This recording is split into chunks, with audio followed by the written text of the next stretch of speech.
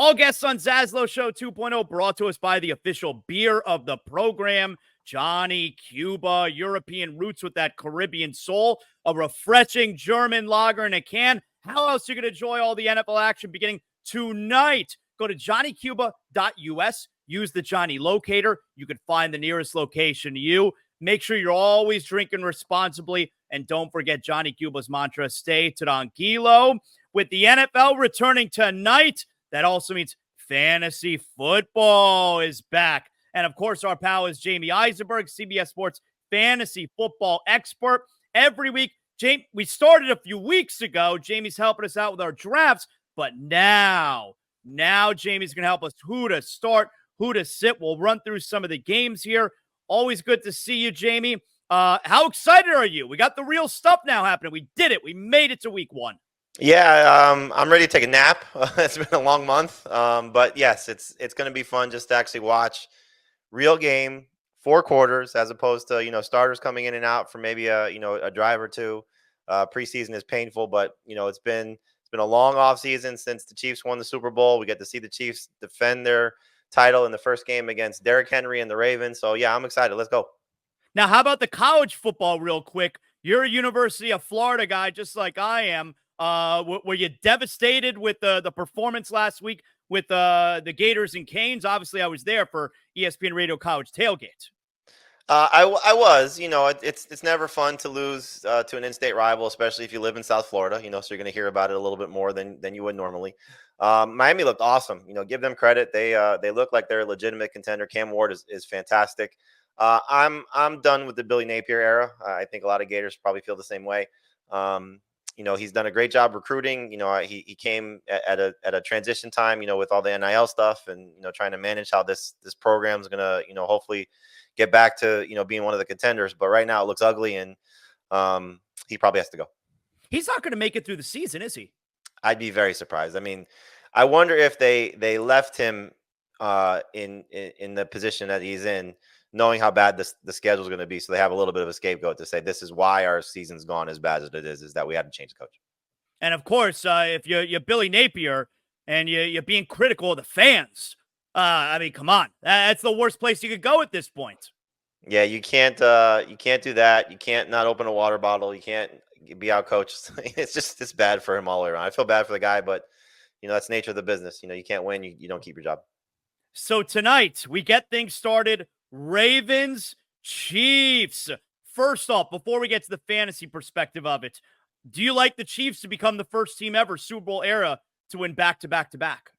I don't have them winning it, but I think they're going to obviously be in the conversation. When you have that coach, that quarterback, that combination of just how those guys have operated together. Travis Kelce, arguably the best tight end in football. They've done great. Steve Spagnuolo with the defense.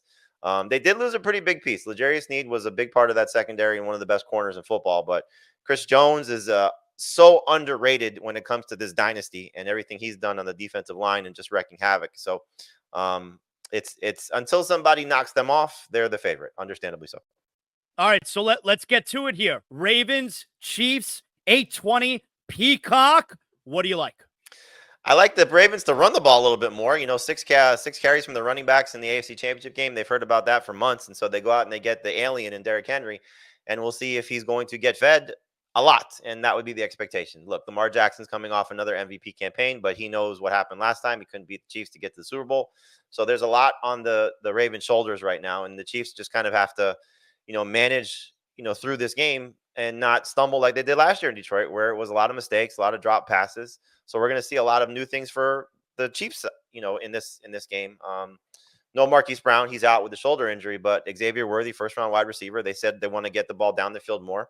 So I'm hopeful to see that, because that will open things up for Rashee Rice. It'll open things up for Isaiah Pacheco, Kelce as well. So a lot of things that we want to see with this Baltimore Kansas City game. Do you start Xavier Worthy right away? I wouldn't, but if you play in a 3-receiver league in a flex, he's in that 4th receiver conversation. Again, without Brown there's going to be target opportunities available to him. The Ravens, they lose Patrick Queen, they lose Geno Stone, they lose Mike McDonald. So there's big losses on that side of the ball. I trust that they'll overcome them, because they typically have every time they've gone through a transition. But there are some things that are different in this Baltimore defense. So Worthy not a must-start guy by any stretch, but certainly in the conversation if you need a home run type of play. better chance of a fall off, starting to show their age this season, Kelsey or Derrick Henry? Oh, I would lean toward the running back. 30-year-old running backs don't have a great track record, and he's got a lot of wear and tear on his body. They also have 3 new offensive linemen in Baltimore. So, from a fantasy perspective, if you got Derrick Henry 3rd round or later, fantastic. His average draft position, at least on our site, was in the top 15, certainly top 20. And that was a little bit too expensive for me given the circumstances. So he's going to have to score a lot of touchdowns. And the guy replacing Gus Edwards scored 13 last year. So that's in his favor. And he's done great, understandably so, when he's on a winning roster. And John Harbaugh's averaged 10 wins a season for 16 years in Baltimore. So those things are positive. But when they're trailing, and they might be trailing tonight, you might not see the best of Derrick Henry. I think he went 12 in my league. We did the draft a couple nights ago. I think he went with the last pick in the 1st round. And I had an opportunity because I was the 11th pick. And I was scared, you don't want to draft the guy. You don't want to have him the year that he has to fall off. Yep. And the thing with Henry is, look, in non-PPR, he's fine because carries, touchdowns, he's going to do a lot of that. When catches come into play, 33 catches is a career high for him. And this offense is not going to throw the ball to him that much. Tomorrow, Brazil, Packers, and Eagles. What do we like tomorrow? I feel like I don't know if I remembered that they're playing Friday night until a couple of nights ago. I think there's a lot of people who may be listening to this right now. What are you talking about? This Friday night? Yes, there's a game on Friday night. Eagles, Packers. What do we like tomorrow? Well, first of all, get yourself fired up by listening to the song from The Last Boy Scout. Friday night's a great night for football. So that'll get you excited for it. Great movie. Great movie. One of the most unrealistic carries, and forget about him, the ending. I don't want to spoil it for anybody, but he runs through 35 guys on that defense.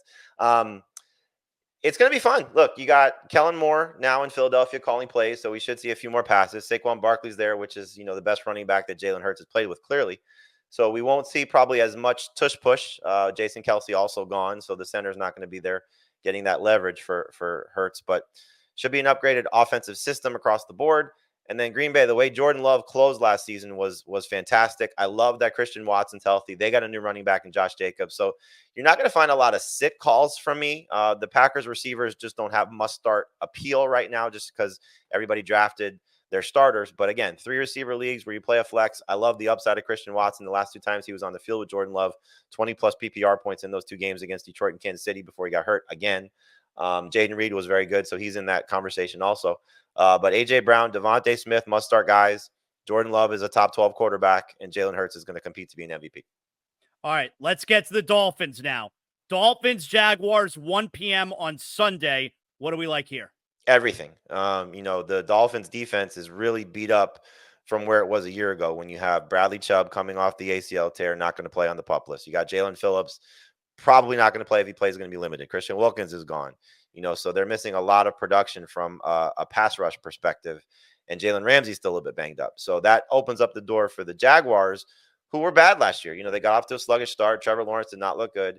I do think he's going to play better, even with the losses in the receiving corps. So rookie Brian Thomas, similar to those other receivers we talked about, 3 receiver in a flex, most likely in play. 2 receiver leagues, you're not starting him yet. But Christian Kirk was very good last year. 2 years ago, before they added Calvin Ridley. He was good with Ridley, but just not as good as he was when he was the featured guy.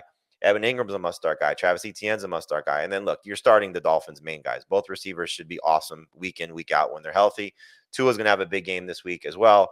And then the running backs, it's which one do you prefer? If you have both, you're starting Achane just based on upside, at least for this week until we see. But I love Raheem Mostert every time he's healthy. 32 years old. How long will he stay? The featured guy scores many touchdowns. Those things are a little unrealistic. But for this week, you're starting both of those guys as well. Let me also hear, and then we'll talk about a couple of the individual positions. Let me fast forward here to Monday night. All right. Jets 49ers. What do you like there? Not a lot. For the 49ers, McCaffrey's an easy start, clearly. Number 1 running back in fantasy. Kittle, you're starting just because of the position. And you're starting Deebo Samuel, even though it's a tough secondary. Jets, number 1 in fewest fantasy points allowed to opposing receivers last year. Fewest touchdowns allowed to the position, only 5 receiving touchdowns through the air. But Deebo's just a different animal, so he's still a top 20 receiver. I would try and sit Brandon Ayuk if you can. Not in 3 receiver leagues, you're still starting him, but in 2 receiver leagues. We don't know if he's going to play his full snap count. We don't know if there's going to be rust from not practicing, and then he's got to face Sauce Gardner. So just based on how these guys line up, Gardner will probably see more of Ayuk than he will Deebo, and so that could be bad for Ayuk's situation. So try and stay away from him. Garrett Wilson's a must-start guy. Obviously, Breece Hall's a must-start guy. Rodgers, I don't want to trust. Going into San Francisco, I know the defense is a little bit beat up from where it was a year ago, but it's still 40-year-old guy coming off an Achilles tear on the road, tough environment. I know that's a home game for him essentially because of where he's from, but I just don't want to trust him yet if I don't have to. So super flex, 2 quarterback leagues, you're starting him. 1 quarterback leagues, no way. Best quarterbacks this weekend are who? The top 4 guys that were drafted, just consider them the top 4 guys until we see otherwise. So my favorite non-top 4 guy is Jared Goff, but Mahomes, Hurts, Josh Allen, Lamar Jackson, all those guys should be fantastic this week. And again, we get to see 2 of them go head-to-head in Thursday night. But Jared Goff is my 5th quarterback. He was not drafted as a top 12 guy, but I do love the setup. It's a home game for him. He's been great in Detroit in that building. His last 21 games, 16 or more over 20 fantasy points, 10 or more over 25 fantasy points. Revenge game. I love that narrative, when it matters. And I think it does here, taking on the Rams. And then the Rams down Aaron Donald, down Ernest Jones, down Raheem Morris. So 3 big pieces that they have to fix on that defense. How about wide receivers? So again, basically the same guys at the top. However, now that Chase has signed his deal and Lamb, tough matchup, a few days into practice, they're not the slam dunks that you would necessarily think. You're not sitting them clearly, but they're just not ranked as high. So my top 2 wide receivers, or I think top 3 wide receivers, were the next guys. Tyreek Hill is my number 1 wide receiver, then Amon-Ra St. Brown, then A.J. Brown. I just think all 3 of those guys, very easy, slam dunk, big games coming. Again, love Amon-Ra St. Brown taking on the Rams. Top running backs?